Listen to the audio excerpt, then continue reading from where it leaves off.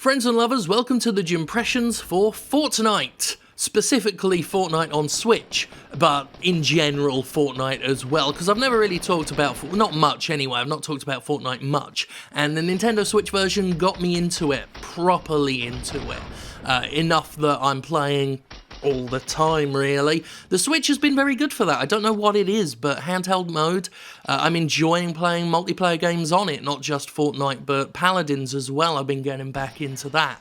But Fortnite, I didn't get on with it much when I first tried it. I tried it on other systems first, and the building stuff put me off. I felt like that was just too much to worry about when I just want to run around and shoot stuff. But it really is quite simple, and once you once you exhibit just the tiniest bit of patience, then you get on with it. And, I don't build anything complex. I can't build these giant wooden cities like some people do. Can't even throw a boogie brom properly. A boogie bomb. That's what it's called. Anyway, I'm still very much a noob to this. Started playing, well, when the Switch version came out, but having a lot of fun. And it really is better than PUBG. I did for a while enjoy my experiences with PUBG more than my experiences with Fortnite, but Fortnite is just so much more user-friendly, welcoming, the art style is so much more appealing. There are several very definitive reasons why Fortnite has just sped ahead of PlayerUnknown's Battlegrounds in terms of popularity, and I don't doubt money-making potential. And it's not just that it's a lot more original looking and just has a stronger art style and characters that a lot more people would find, immediately appealing. It's just a better game.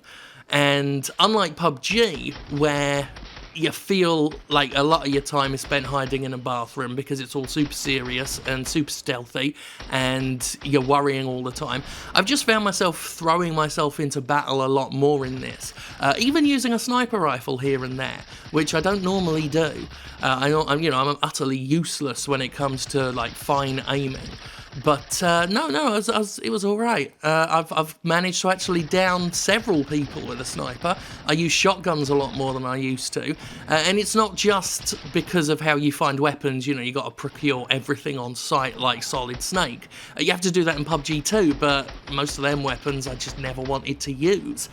Even if I had to, I would if all I had to hand was a shitty fucking pistol. But here, I just feel like you got a fighting chance with everything, and everyone's on an even keel, which it probably helps that a lot of people are playing on Switch because, well, everyone's a bit crap on Switch, aren't they, because of the controls. Hang on, I'm just getting a very dry tongue there, and I don't want to lose the track I'm on, so I'm just have a quick gulp while I'm talking. Yeah, lots of fun. This is the 50 versus 50 mode, which is currently not in rotation. A lot of people wanted that to be a regular feature, sort of a permanent mode, and I tend to agree. It's certainly my favourite. I'm a little bit sad it's gone. The new one they've got, which is different teams of 20, it's alright. It's alright, but it's not this. It's not a good full-scale war, which is just a lot of fun. But outside of that, I like the solo, I like the groups. Not done the duos yet. I need to get together with Laura and do some duo stuff. And then the business model. We'll talk about the business model while we're here. That's always something I look at, something I'm always interested in. It's a complete free-to-play game, of course, and the microtransactions really aren't that bad. It's all direct purchase, nothing gameplay affecting. In this instance, it's just cosmetic works for an excuse, because it's a free-to-play game to begin with, and if you want a skin, you just buy a skin. You don't open a fucking gamble box to get bits of a skin, I've got the arms, I've got the mask, I've got the legs. None of that shit. You don't get separate pants. If you want a skin, you buy the skin. There are some, little manipulative ways in which they want the money out of you, but that's any free-to-play game. It's just about levels. That's kind of the price you pay instead of generally, before AAA games fucked the concept up. You used to pay a fee in terms of the game tugging at your brain, trying to make you spend a bit of money. And that's this. It's just simple and upfront, and I'm okay with that. And I'll, very much like with Warframe, which actually took more liberties than this does, I'm happy to throw some money at it, you know, to get this flashy cape and hood, like some sort of edgy Reaper fan. But, you know, that's what I'm rocking here.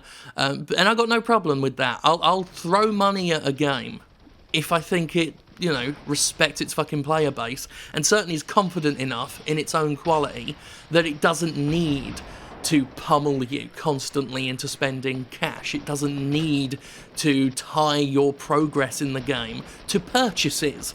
Activision Blizzard, with the shit you've been pulling lately, Monday is coming. Monday will probably be about all of the Call of Duty Black Ops bullshit, because the laundry list of horses bunkum going on with that game is just mind-blowing, utterly staggering. Anyway, Fortnite is really fucking good, isn't it? I know it being very popular, it's also popular to hate it. I've had some Twitter feedback when I've been talking about it and uploading some, you know, Switch share videos and stuff, being like, oh my god, are you all on that Fortnite thing? Oh god. But you know what? It's popular for a reason, because it's pretty fucking good. And like I said, it's just immediately more encouraging, more welcoming than PlayerUnknown's Battlegrounds. The fact that PUBG, PUBG Corp is suing this game in, what was it, South Korea? I think that's where they're suing them. It's laughable when you actually play it and see what Epic have done. They've done more than enough to make the game its own. So much so that PUBG is now putting a Fortnite-style battle pass into its own game. So they're copying Epic stuff now. And as you can see from the character here, I've been happily getting some skins and messing about with them. Got the battle pass and don't regret it. Don't regret it at all. My experiences with this are even better than with Warframe, which I actually haven't gotten back to in a while.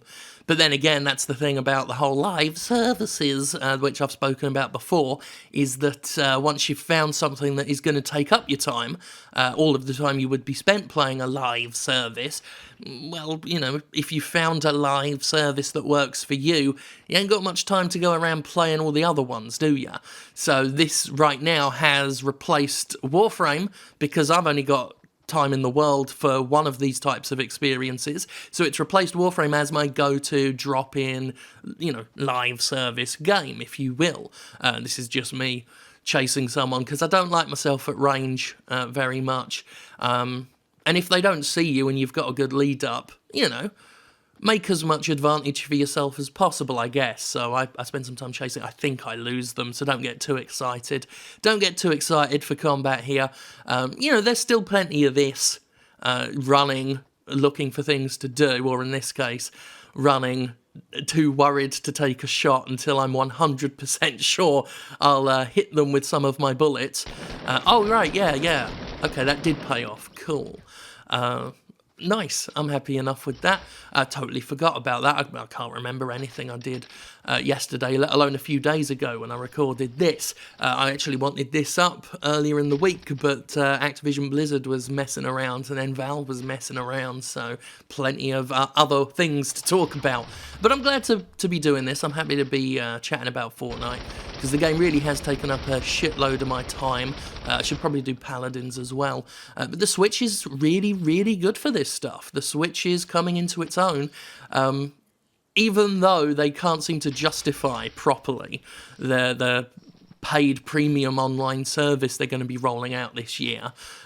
One can't deny that the Switch really has sort of become a bit legit in terms of playing stuff online, like online multiplayer. At least as far as I'm concerned, but then I've always been a huge fan of handheld gaming to begin with. The idea of playing something like Fortnite while Alan Partridge is on the telly, that's fine by me, or Black Books, whatever you feel like at the time. So thanks to the Switch, this old, broken man who doesn't get it is finally talking about Fortnite months after the fact, after way more important people have talked about it. But hey, at least I'm on the tip. And you know what? for once, one of these big mainstream successes, I actually get and sort of understand a bit, which is very rare for me. None of them mobbers that the kids play. I never really got into that, never quite could. Same with the World of Warcraft, not for me at all.